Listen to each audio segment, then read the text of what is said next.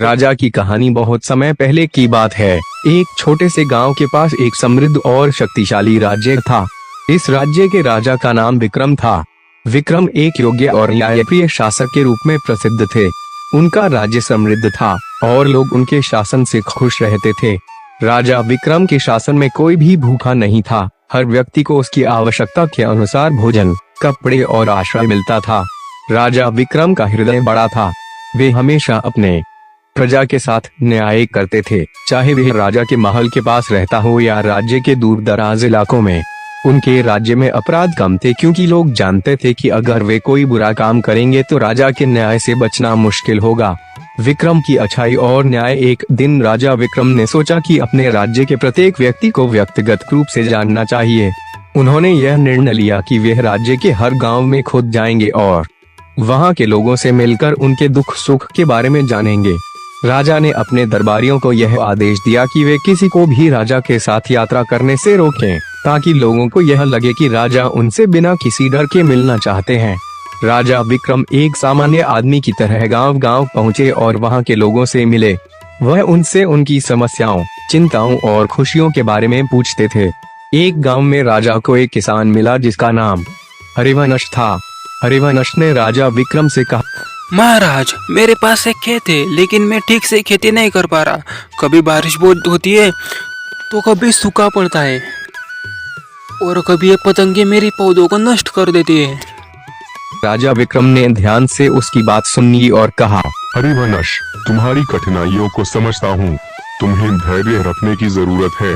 मैं तुम्हारे लिए आवश्यक साधन और तकनीकी सहायता प्रदान करूंगा ताकि तुम अपनी खेती को बेहतर बना सको। राजा ने उस गांव के लिए एक जलाशय बनाने का आदेश दिया ताकि बारिश का पानी सहेजा जा सके और सूखे के समय में पानी उपयोग में लाया जा सके।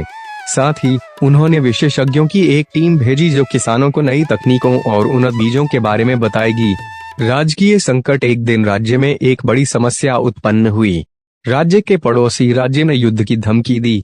राजा विक्रम को यह चिंता सताने लगी कि यदि युद्ध हुआ तो उनके राज्य की जनता पर इसका बुरा असर पड़ेगा।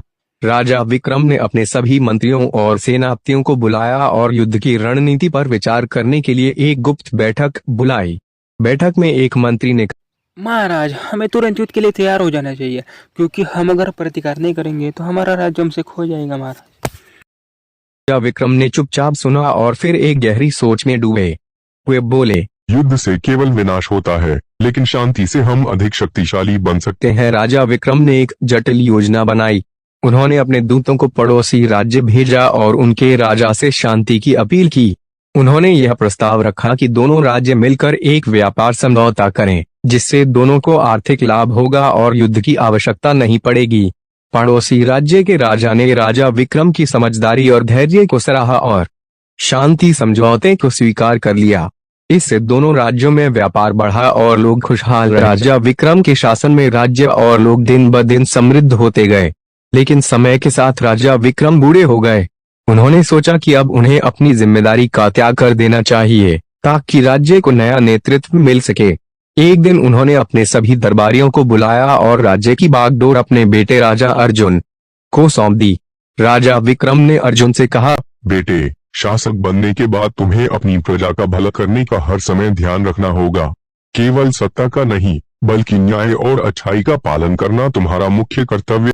विक्रम के आदर्शों और उनके द्वारा किए गए कार्यों का असर उनके राज्य में हमेशा बना रहा।